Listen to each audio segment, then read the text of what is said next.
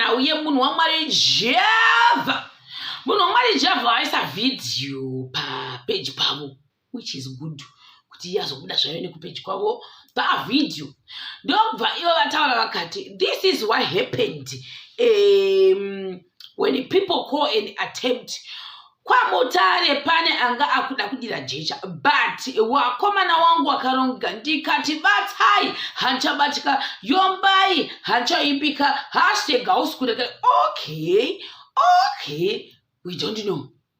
Zvikanzi nevanhu kuma comment section nekuti yakanga yabuda zvayo zuro ichitendera vakataura kuti hanzi vakadirwa jecha vakadirwa madhaka kwaikira mwazadai play akatendi dauti what happened, where was the munhu waMwari vaibuda pai hazvoti vaibuda pai asi ndinoti pakabuda vanhu vaibuda then vanhu masvito abva vatangogadzira nzira ndokuzoona munhu waMwari vakatoita kugirebwa nemumwe monyavho haya angati chiti waiti ndiye akavadzosera mukati kudai uyu manje ndauda kuona kuti saka what exactly happened kuti munhu uya angari mucrowd macho maneno kanzi jovo wati munhu waMwari abva nekupi zvazvifamba sei anga akatita sepamberi but chaanga akabata nenjodzi pokuti akakaviga mumbudo here kuti akakaisa pai I don't understand asi vanhu zvongozodaiwo vazongobudira saka ndozvadabata akazobatwa zvake handizoti chichakazoitika asi ukadira tichiri ipapo satatanga kuverenga macomments vamwe vanga vakufunga kuti no this is an arrange thing ndio chakaitika apa munhu wavo ndevamwe wavo zvikanzi saka mukomana abva nekupi zvambofamba sei manga mangobuda kumubhadhara vamwe vadero I don't know pamwe ichokwadi vamwe vakati jealous vanhu vano jealous stereka vari kuona munhu achizvitira tunhu twake makuda kutomudira jecha kupi kwaMutare iko kuti we don't know the ship rinenge richiita sei richichaseo richienda saka that's why I can say I am not sure, I don't know. Tochibva ipapo tenda kuma-comment section kucomments pamusoro pemunhu waMwari Java zvikanzi nevanhu zvakare ivo vanofamba nemabodyguards asi isu vachitipa maristi Mwari pindirai henyu upenyu hwakaoma kana machechi macho vanenge vatori nesecurity handizive nekutya kuti asi vatendi kuti tigona kubvuma mari dzedu handisina munzwa kuti akada kuti church is a place of sinners unosangana nezvakawanda nevamwe vangu vachidirawo zvikanzi nevamwe makaiva nedefinition yekuti church is a place of sinners nevamwe tobva ipapo anga akawandisa macomments epapa pamunhu ushu vanhu vakadzosera Jesus, that was a long thread. Baba avo vanyima ma-USD saka kuda vane hasha ndosaka vakavadira mvura kana kuti vakadira zvavakadira izvozvo. Since this doesn't concern me, let me take this opportunity to advise all parents as a school bus driver that you don't have to dilute your kids' juice with too much water. It lacks taste. I'm like, Jesus, where is this coming in with this important issue we're trying to deal with?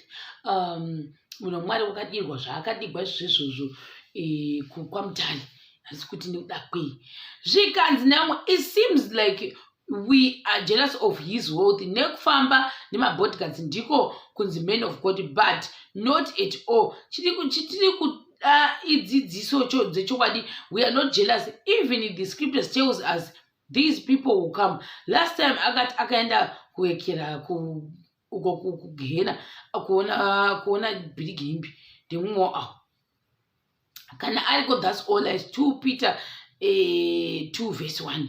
They are used what my prophet. Since this this time will come and you will see you are not God. Jesus chapira kuchasara zuva rero because I'm not a prophet, but whoever commented face is unplayed. Okay, cool. We don't know. So like jealousy to go kill you. We are not jealous. Nevangondo adira. Zikanzi nevangwe shaka au yonke kare besa chinyekere changa. Jealousy ili alisi bobe ndiwe ndo chokwadi. Asuru kukweta ruvengo kani. Ndo vango shakare au vango achidaro angakawandisa macomments ano achipindura nakupi page komunhu waMwari. A time will come iyo yekunzi when everything will perish. Zvikanzi wangu enda unohamba kule. Zvikanzi time ipiko bambo mukai kwaedza uku kwakuna time yamukutaura vanhu kwakutanga kudzosana zvakare zvibreaking. Comment section kana hazvina kushata. Svika nawe It's part of the mission. Haters are motivators. Jesus needed haters to fulfill his mission. Angadai asina kuroverwa pamuchinjiko dai aidiwa nevanhu vese. Only stupid will believe this. That guy was one of your people. Neuya anonzi Fabi. Zvikanzi nevamwe zvakare. I know this is not the right platform to say, but ndobva vatanga kuadvertise company yake. Zvikanzi nai kuda kutibata kumeso, that guy wanga ari wavo. Not even I was there, it was one guy from around. Zvikanzi what really happened? Zvikanzi yeah, it was staged. Mati guy from around hatengwe here, but kuti aite drama. Zvina kushata. Zvikanzi nemumwe akatengwa nebhundu kuti adire mvura munhu mumwe ajaruke. We didn't know. Zvikanzi nevamwe it's so crystal clear munhu uyo mumwe wenyu vakomana kana vafunga tunhu twavo you want to see coming just what suhwehwe fiasco. Fiasco yabva kupi futi. Zvikanzi my question is, what is this guy campaigning for? To be popular and then what? And then make more money. And then more money and popularity. That's celebrity dude. Oh, it's a celebrity campaign. I was lost. No more. So this guy is simply on a mission to make money by taking advantage of the gullible under the guise of being a prophet. He's already popular. Ask my sister. Does he want to be a politician or what?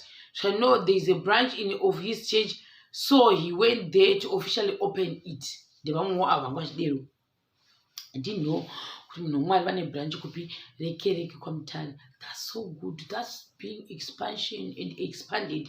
So now it looks staged. You need my guys. That guy would have been eating jecha now in some. Kuda magidi. Nakushata.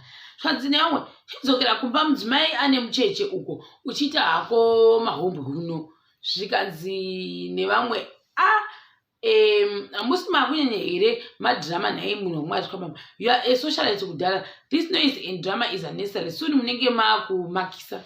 Okay, we didn't know. What is happening? Uchati wakuyekera zvokwadi. If trying to behave as a person, come back to Harare, uyekera one zvoitika iko kuda iko nevamwe. Okay, cool. Hasi kuti vanenge vachikamirira kupi munhu mwari wacho niwayo. I don't understand kuti this guy are up to what. Usade kutibata meso iwe. Zvange uchatsibidiwa nhai iwe nevamwe vanhu. Kucomments uku. Nhai what's happening? Mushurugwa atumwa nemaekera kuti andiita zvaita zvikanzi it's like it's drama. Zvangosangana drama star wako ikoko. Vamwe vakachinda munoona mwana ikoko anga akawandisa macomments achewaya kucomment section zvako. Zvikanzi namunhu wamwari Jaffa zvakare akaposta chitaurira talk less do more chete. Vanhu ndokutanga kuti very true man of God mukutaura chokwadi wish you could do that. Tell yourself that advice. Chintaurira uda kuudza ndo angari maarguments vanguti iwo not paargument iyoyo asi iwo uri kuita the opposite one uri kutaurisa painternet. I don't know ndinenda tapera handizivi tonotaurisa nemunhu mwari kana kuti avataurise izvo zvazvevanhu kumacomment section uko. Vamwe ndokuti zvakare manje imimi you do both. You talk too much and you do too much. Fact hashtag mbingaudo hashtag respect the gaffer. House could I thought I would be the first zvokwadi. Wish you could do that as well. Definitely ndawadzopandazwa kuti mushuruga haana kuzowekera. Asi kutangada kuti munhu mwari ari hwaroerwe I don't know. Zvikanzi musapindura kamugenga kemidzi kari kutsvaga following kaye. Zvikanzi chamanje ntaurira asi tichiri ipapo paka uyu unonzani baba yekera vanoita zvekuimba uyu anoiti basa njava chivapaudze iyeyoyo. Akaita seangu apatani vakuda vachidhiraivha vane ugasha vakatoti ini nditoda kupinda mustudio vakuonyererwa ye wati vane ugasha varipo vachionekwa pamota papepe. Vanhu vakadanza kuti in the future in my next life I want to be very rich zvokuti ndosvika pakundikanisa namunhu ini nanditengi nhau iyoyo nhau yangu inotongerwa inotengwa nemwesamwani. That's so nice kuti tingati iyeye uyu wacho unonzaniko uyu angu apatani wakutonotenga nyezvikani akupinda mustudio memunhu apakati drive akupinda mustudio akupinda mustudio umira kaone chada kubudira chadokuzwa kuti anenge achituka achisvodedza here kana kuti achita sei.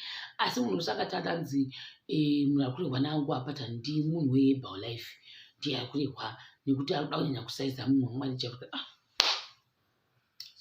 zanzi kuda kukanganisa madhiri ndofunga iwaya kuti kustudio nke ichiindira mberi ndofunga nekera nemari yemuzavi iwaya tineta bukeri zvinhu zvacho zvinonetsa sikamboiti.